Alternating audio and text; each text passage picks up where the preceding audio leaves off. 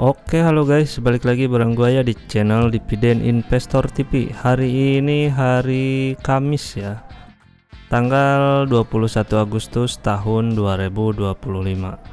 Nah, IHSG hari ini turun lagi ya 0,67%, berada di angka 7.890 dengan transaksi hari ini kurang lebih 15,4 triliun. Ya lumayan lah ya meskipun turun. Oke, kali ini gua pengen bahas saham Sido Muncul alias si Sido ya. Nah, mungkin kalian udah pada tahu ya produknya dia itu apa.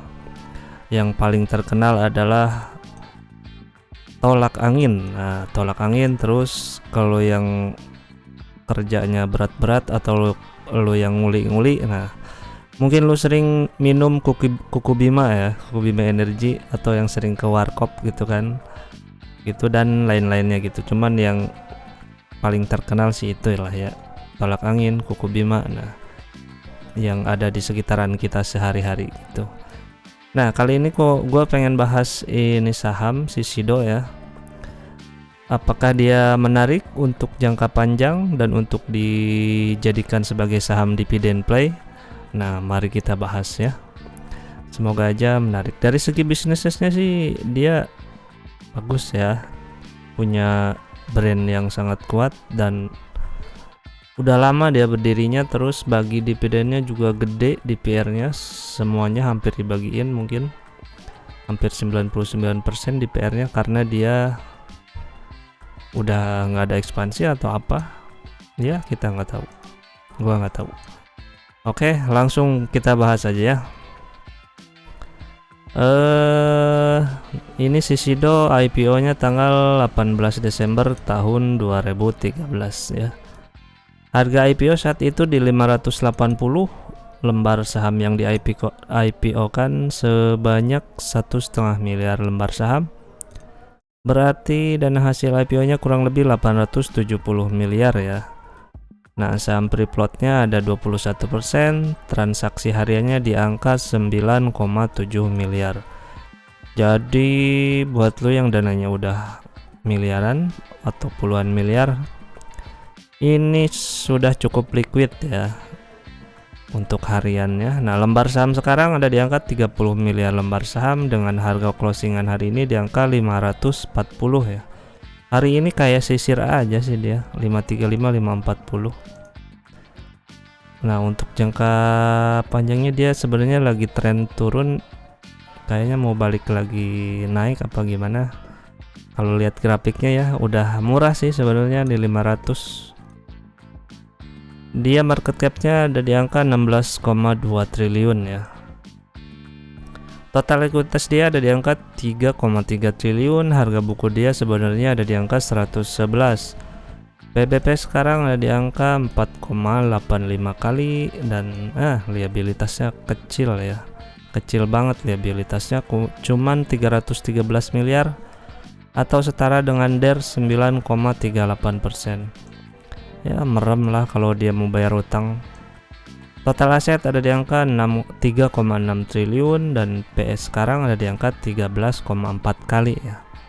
Laba ditahan cuman ada 978 miliar.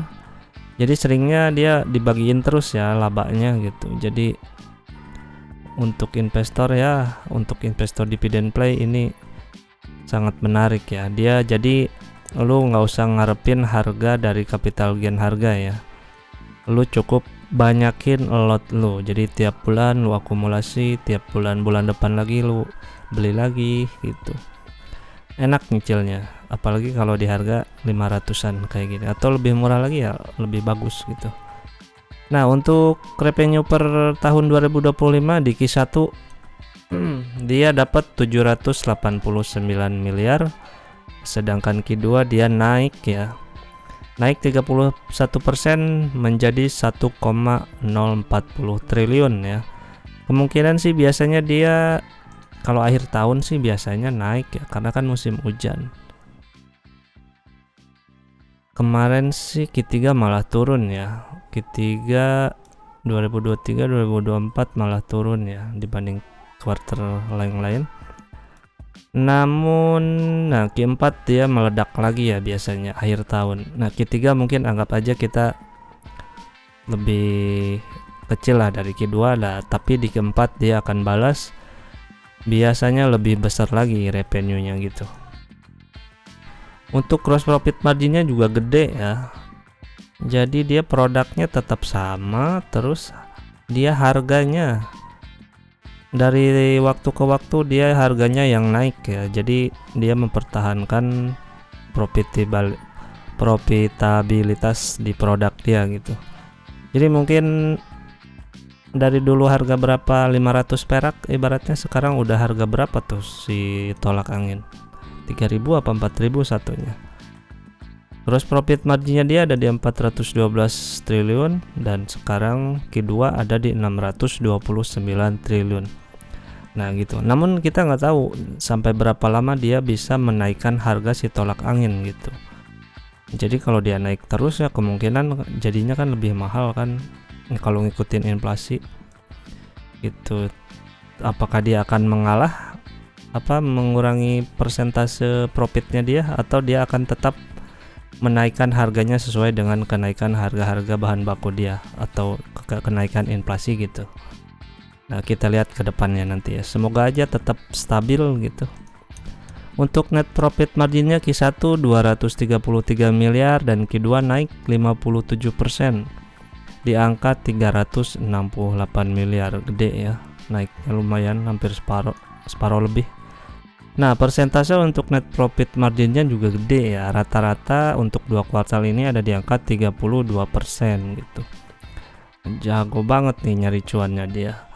Terus EPS Q1 7,7 dan Q2 12,27. Secara anualis sih dapat 40 perak ya untuk full year 2025.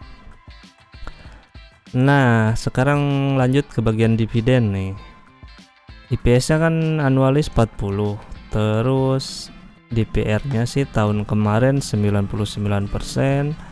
2023 96%, pokoknya di atas 90% semua.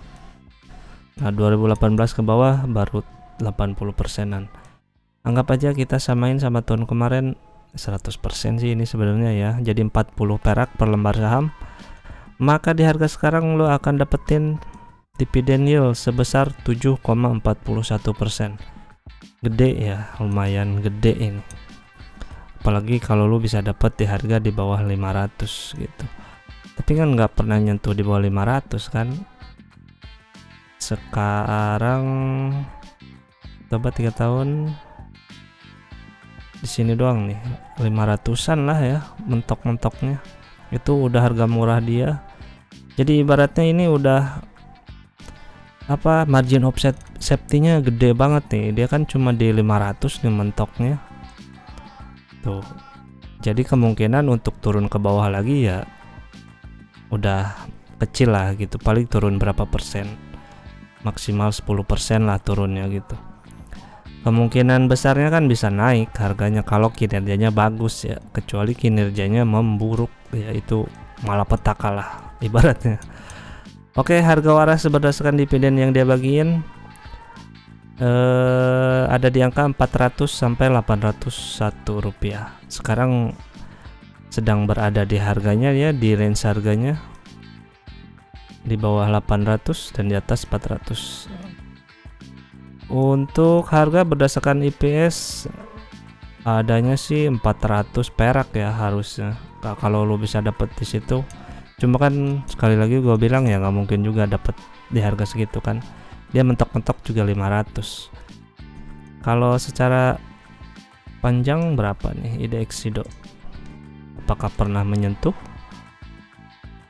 Ya untuk tahun-tahun di sini 500 paling murah ya.